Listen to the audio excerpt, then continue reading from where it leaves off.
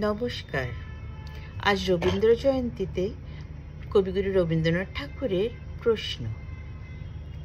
ভগবান, তুমি যুগে যুগে দূত পাঠাইছ বারে বারে দয়াহীন সংসারে।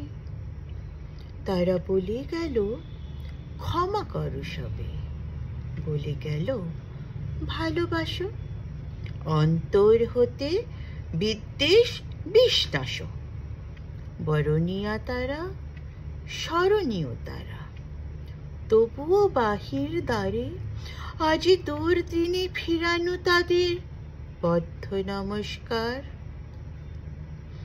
আমি যে দেখেছি গোপন হিংসা কপট রাত্রি ছায়ে হেনেছে নিঃসহায়। আমি যে দেখেছি প্রতিকারহীন শক্তির অপরাধী বিচারের বাণী নীরবে নিভৃতে কাঁদে। আমি যে দেখিনু তরুণ বালক উন্মাদ হয়ে ছোটে, কি যন্ত্রণায় মরেছে পাথরের নিষ্ফল মাথা কুটে। কণ্ঠ আমার রুদ্ধ আজকে বাঁশির সঙ্গীত হারা আমাবস্যার কারা। লুপ্ত করেছে আমার ভুবন দুঃস্বপ্নের তলে।